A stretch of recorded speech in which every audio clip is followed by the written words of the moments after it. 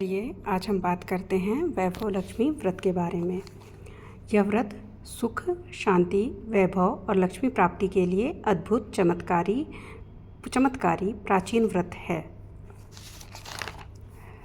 वैभव लक्ष्मी का व्रत स्टार्ट करने से पहले सबसे पहले आपको व्रत की विधि पता होनी चाहिए। तो सबसे पहले लक्ष्मी जी के 8 स्वरूपों को आप प्रणाम करते हैं। तो सबसे पहले लक्ष्मी जी के 8 स्वरूपों का प्रणाम करते हैं। पहली हैं श्री गजलक्ष्मी माँ। हे गजलक्ष्मी माँ, आप जैसे शीला पे प्रसन्न हुए वैसे सब पर प्रसन्न हो और सबकी मनोकामना पूरी करें। श्री आदिलक्ष्मी माँ। हे आदिलक्ष्मी माँ, आप जैसे शीला पर प्रसन्न हुए वैसे सब पर प्रसन्न हो और सबकी मनोकामना पूरी करें। श्री विजय लक्ष्मी माँ। हे विजय लक्ष्मी माँ, आप जैसे शीला पे प्रसन्न हुए वैसे सब पर प्रसन्न हों और सबकी मनोकामना पूरी करें। श्री ऐश्वर्य लक्ष्मी माँ। हे ऐश्वर्य लक्ष्मी माँ, आप जैसे शीला पे प्रसन्न हुए वैसे सब पर प्रसन्न हों और सबकी मनोकामना पूरी करें। श्री वरलक्ष्मी माँ।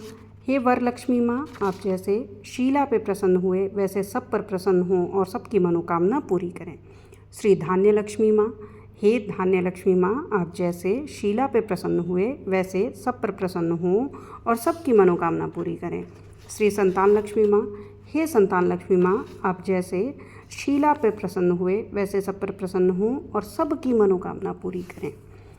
चलिए अब जानते हैं वैभव लक्ष्मी व्रत करने का नियम। यह व्रत सौभाग्यशाली स्त्रियां करें तो उनका अति उत्तम फल मिलता है, पर घर में यदि सौभाग्यशाली स्त्रियां न हों तो कोई स्त्री एवं कुमारिका भी यह व्रत कर सकती हैं। स्त्री के बदले पुरुष भी यह व्रत करें तो उसे भी उत्तम फल अवश्य मिलता है। यह व्रत पूरी श्रद्धा और पवित्र भाव से करना चाहिए। खिन्न होकर या बिना भाव से यह व्रत नहीं करना चाहिए। यह व्रत शुक्रवार को किया जाता है। व्रत शुरू करते वक्त 11 या 21 शुक्रवार की मन्नत रखनी पड़ती है और पुस्तक में लिखी शास्त्रीय विधि अनुसार ही व्रत करना चाहिए। मन्नत के शुक्रवार पूरे होने पर विधिपूर्वक और इस पुस्तक में दिखाई गई शास्त्रीय रीति अनुसार उद्यापन विधि करनी चाहिए। यह विधि सरल है, किंतु शास्त्रीय विधि अनुसार व्रत न करने पर व्रत का जरा भी फल नहीं मिलता है, ऐसा यह इस पुस्तक में लिखा है। एक बार व्रत पूरा करने के पश्चात फिर मन्नत कर सकते हैं और फिर से व्रत कर सकते हैं। माता लक्ष्मी देवी के अनेक स्वरूप हैं, उनमें उनका धन लक्ष्मी स्वरूप ही वैभव लक्ष्मी है और माता लक्ष्मी को श्री यंत्र अति प्रिय है। व्रत करते वक्त पुस्तक में दिए हुए माँ लक्ष्मी जी के हर स्वरूप को और श्री यंत्र को प्रणाम करना चाहिए, तभी व्रत का फल मिलता है। अगर हम इतनी भी मेहनत नहीं कर सकते हैं तो लक्ष्मी देवी भी हमारे लिए कुछ करने को तैयार नहीं होंगी और हम पर माँ की कृपा नहीं होगी। व्रत के दिन सुबह से ही जय माँ लक्ष्मी का रटन मन ही मन करना चाहिए और माँ को पूरे भाव से स्मरण करना चाहिए। शुक्रवार के दिन यदि आप प्रवास या यात्रा पर गए हों तो वह शुक्रवार छोड़कर उनके बाद के शुक्रवार को व्रत करना चाहिए, पर व्रत अपने ही घर में करना चाहिए। सब मिलाकर जितने शुक्रवार की मन्नत ली हो उतने शुक्रवार पूरे करने चाहिए। घर में सोना न हो तो चांदी की चीज़ पूजा में रखनी चाहिए, अगर वह भी न हो तो रोकड़ रुपया रखना चाहिए। व्रत पूरा होने पर कम से कम 7 स्त्रियों को या आपकी इच्छानुसार 11, 21, 51, 101 स्त्रियों को वैभव लक्ष्मी व्रत की पुस्तक कुमकुम का तिलक करके भेंट के रूप में देनी चाहिए। जितनी ज़्यादा पुस्तक आप देंगे उतनी माँ लक्ष्मी की ज़्यादा कृपा होगी और माँ लक्ष्मी जी का यह अद्भुत व्रत का ज़्यादा प्रचार होगा। व्रत के शुक्रवार को स्त्री रजस्वला हो या सुतकी हो तो वह शुक्रवार छोड़ देना चाहिए और बाद के शुक्रवार से व्रत शुरू करना चाहिए, पर जितने शुक्रवार की मन्नत मानी हो उतने शुक्रवार पूरे करने चाहिए। व्रत की विधि शुरू करते वक्त लक्ष्मी स्तवन का एक बार पाठ करना चाहिए। व्रत के दिन हो सके तो उपवास करना चाहिए और शाम को व्रत की विधि करके माँ का प्रसाद लेकर शुक्रवार करना चाहिए। अगर न हो सके तो फलाहार या एक बार भोजन करके शुक्रवार करना चाहिए, व्रत करना चाहिए। अगर व्रतधारी का शरीर बहुत कमज़ोर हो तो ही 2 बार भोजन ले सकते हैं। सबसे महत्व की बात यही है कि व्रतधारी माँ लक्ष्मी जी पर पूरी पूरी श्रद्धा और भावना रखें और मेरी मनोकामना माँ पूरी करेंगी ही, ऐसा दृढ़ संकल्प करें। माँ वैभव लक्ष्मी आप सब पर प्रसन्न हों। अब चलिए स्टार्ट करते हैं वैभव लक्ष्मी व्रत की कथा। एक बड़ा शहर था। इस शहर में लाखों लोग रहते थे। पहले के ज़माने के लोग साथ साथ रहते थे और एक दूसरे के काम आते थे, पर नए ज़माने के लोगों का स्वरूप ही अलग सा है। सब अपने अपने काम में रहते हैं, किसी को किसी की परवाह नहीं। घर के सदस्यों को भी एक दूसरे की परवाह नहीं होती। भजन कीर्तन, भक्तिभाव, दया, माया, परोपकार जैसे संस्कार कम हो गए हैं। शहर में बुराइयां बढ़ गई थीं। शराब, जुआ, रेस, व्यभिचारी, चोरी, डकैती वगैरह बहुत से गुनाह शहर में होते थे। कहावत है कि हजारों निराशा में एक अमर आशा छिपी हुई है। इसी तरह इतनी सारी बुराइयों के बावजूद शहर में कुछ अच्छे लोग भी रहते थे। ऐसे अच्छे लोगों में शीला और उनके पति की गृहस्थी मानी जाती थी। शीला धार्मिक प्रकृति की और संतोषी थी। उनका पति भी विवेकी और सुशील था। शीला और उनका पति ईमानदारी से जीते थे। वे किसी की बुराई नहीं करते थे और प्रभु भजन में अच्छी तरह समय व्यतीत कर रहे थे। उनकी गृहस्थी आदर्श गृहस्थी थी और शहर के लोग उनकी गृहस्थी की सराहना करते थे। शीला की गृहस्थी इसी तरह खुशी खुशी चल रही थी, पर कहा जाता है कि कर्म की गति अकल है। विधाता के लिखे लोग कोई नहीं समझ सकता है। इंसान का नसीब पल भर में राजा को रंक बना देता है और रंक को राजा। शीला के पति के अगले जन्म के कर्म भोगने के बाकी रह गए होंगे कि वह बुरे लोगों से दोस्ती कर बैठा। वह जल्दी से जल्द करोड़पति होने के ख्वाब देखने लगा, इसलिए वह गलत रास्ते पर चला गया और करोड़पति की बजाय रोडपति बन गया। यानी रास्ते पर भटकते भिखारी जैसी उसकी हालत हो गई थी। शहर में शराब, जुआ, रेस, चरस, गांजा वगैरह बंदियां फैली हुई थीं। उसमें शीला का पति भी फंस गया। दोस्तों के साथ उसे भी शराब की आदत हो गई। जल्द से जल्द पैसे वाला बनने की लालच में दोस्तों के साथ रोज़ जुआ भी खेलने लगा। इस तरह बचाई हुई धनराशि, पत्नी के गहने, सब कुछ रेस जुए में गंवा दिया था। इसी तरह एक वक्त ऐसा भी था कि वह सुशील पत्नी शीला साथ मज़े में रहता था और प्रभु भजन में सुख शांति से वक्त व्यतीत करता था। उसके बजाय घर में दरिद्रता और भूखमरी फैल गई। सुख से खाने की बजाय 2 वक्त भोजन के लाले पड़ गए और शीला को पति की गालियां खाने का वक्त आया था।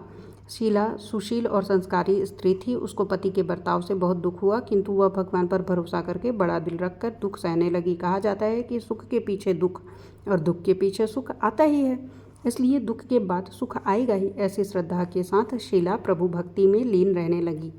इसी तरह शीला असहाय दुख सहते सहते प्रभु भक्ति में वक्त बिताने लगी।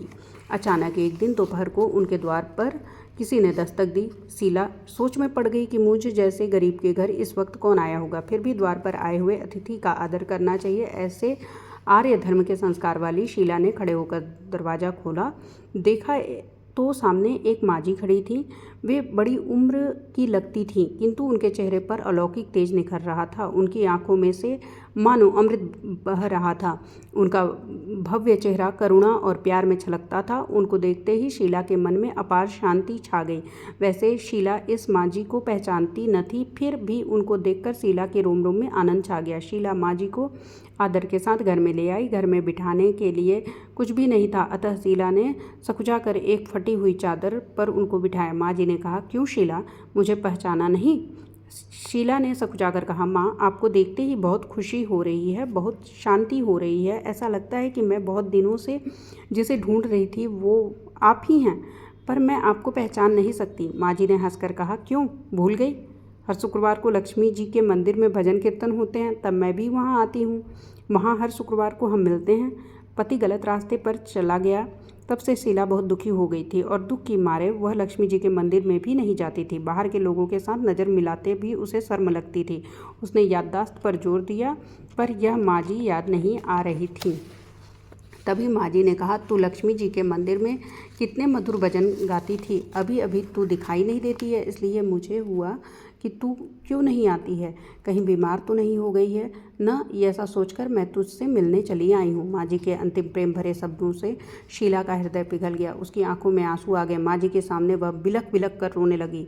यह देखकर माँ जी शीला के नज़दीक सर के और उसकी सशक्ति पीठ पर प्यार भरा हाथ फेर कर सांत्वना देने लगी। माँ जी ने कहा, बेटी, सुख और दुख तो धूप और छाँव जैसे होते हैं। सुख के पीछे दुख आता है और तो दुख के पीछे सुख भी तो आता है।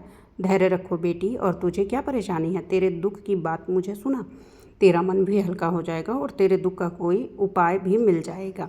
माँ जी की बात सुनकर शीला के मन को शांति मिली। उसने माँ जी को कहा, माँ, मेरी गृहस्थी में भरपूर सुख और खुशियाँ थी। मेरे पति भी सुशील थे, पर भगवान की कृपा से पैसे की बात में भी हमें संतोष था। हम शांति से गृहस्थी चलाते ईश्वर भक्ति में अपना वक्त व्यतीत करते थे। एकाएक हमारा भाग्य हमसे रूठ गया। मेरे पति को बुरी दोस्ती हो गई। बुरी दोस्ती की वजह से वे शराब, जुआ, रेस, चरस, गांजा वगैरह खराब आदतों के शिकार हो गए और उन्होंने सब कुछ गंवा दिया और हम रास्ते के भिखारी जैसे बन गए। यह सुनकर माँ जी ने कहा, सुख के पीछे दुख और दुख के पीछे सुख आता ही रहता है। ऐसा भी कहा जाता है कि कर्म की गति न्यारी होती है। हर इंसान को अपने कर्म भुगतने ही पड़ते हैं, इसलिए तू चिंता मत कर। अब तू कर्म भुगत चुकी है, अब तुम्हारे सुख के दिन अवश्य आएंगे। तू तो माँ लक्ष्मी जी की भक्त है। माँ लक्ष्मी जी तो प्रेम और करुणा के अवतार हैं। वे अपने भक्तों पर हमेशा ममता रखती हैं, इसलिए तू धैर्य रख के माँ लक्ष्मी जी की व्रत कर, इससे सब कुछ ठीक हो जाएगा। माँ लक्ष्मी का व्रत करने की बात सुनकर शीला के चेहरे पर चमक आ गई। उसने पूछा, माँ लक्ष्मी का व्रत कैसे किया जाता है, वह मुझे समझाइए, मैं यह व्रत अवश्य करूँगी। माँ जी ने कहा, बेटी, माँ लक्ष्मी का व्रत बहुत सरल है। उसे वर लक्ष्मी व्रत या वैभव लक्ष्मी व्रत कहा जाता है। यह व्रत यश प्राप्त करता है। ऐसा कहकर माँ जी वैभव लक्ष्मी व्रत की विधि कहने लगी।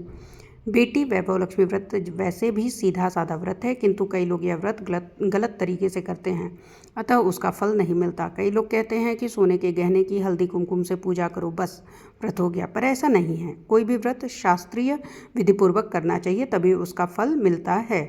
सिर्फ सोने के गहने की पूजा करने से फल मिल जाता हो तो सभी आज लखपति बन गए होते। सच्ची बात यह है कि सोने के गहनों का विधि से पूजन करना चाहिए। व्रत की उद्यापन विधि भी शास्त्रीय विधि मुताबिक करनी चाहिए, तभी यह वैभव लक्ष्मी व्रत फल देता है। यह व्रत शुक्रवार को करना चाहिए। सुबह में स्नान करके स्वच्छ कपड़े पहनो और सारा दिन मन में जय माँ लक्ष्मी का रटन करते रहो। किसी की चुगली नहीं करनी चाहिए। शाम को पूर्व दिशा में मुंह रख के इसी तरह आसन पर बैठ जाओ। सामने पाटा रख कर उसके ऊपर रुमाल रखो। रुमाल पर चावल का छोटा सा ढेर करो। उस ढेर पर पानी से भरा तांबे का कलश रखकर कलश पर एक कटोरी रखो। उस कटोरी में एक सोने का गहना रखो। न हो तो चांदी का भी चलेगा, चांदी का न हो तो नगद रुपया भी चलेगा। बाद में घी का दीपक जलाकर धूप बत्ती जलाकर रखो।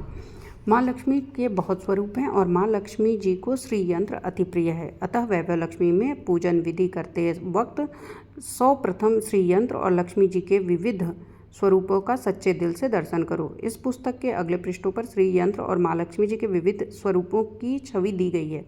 उसके बाद लक्ष्मी स्तवन का पाठ करो। उसके बाद में कटोरी में रखे हुए गहने या रुपए को हल्दी, कुमकुम और चावल चढ़ाकर पूजा करो और लाल रंग का फूल चढ़ाओ। शाम को कोई मीठी चीज़ बनाकर उसका प्रसाद रखो। न हो सके तो शक्कर या गुड़ भी चल सकता है। फिर आरती करके 11 बार सच्चे हृदय से जय माँ लक्ष्मी बोलो। बाद में 11 या 21 शुक्रवार यह व्रत करने का दृढ़ संकल्प माँ के सामने करो और आपकी जो मनोकामना हो वह पूरी करने को माँ लक्ष्मी जी को विनती करो। फिर माँ का प्रसाद बांट दो और थोड़ा प्रसाद अपने लिए रखो। अगर आप में शक्ति हो तो सारा दिन उपवास रखो और सिर्फ प्रसाद ग्रहण करते समय खाना खा लो। अगर थोड़ी शक्ति भी न हो तो 2 बार भोजन कर सकते हो। बाद में कटोरी में रखा गहना या रुपया ले लो। कलश का पानी तुलसी की क्यारी में डाल दो और चावल पक्षियों को डाल दो। इसी तरह शास्त्रीय विधि अनुसार व्रत करने से उसका फल अवश्य मिलता है। इस व्रत के प्रभाव से सब प्रकार की विपत्ति दूर होकर आदमी मालामाल हो जाता है। संतान न हो उसे संतान प्राप्ति होती है। सौभाग्यशाली स्त्री का सौभाग्य अखंड रहता है। कुमारी लड़की को मन भावन पति मिलता है। शीला यह सुनकर आनंदित हो गई। फिर पूछा, माँ, आपने वैभव लक्ष्मी व्रत की जो शास्त्रीय विधि बताई है वैसे मैं अवश्य करूँगी। इस प्रकार वैभव लक्ष्मी व्रत की कथा समाप्त होती है।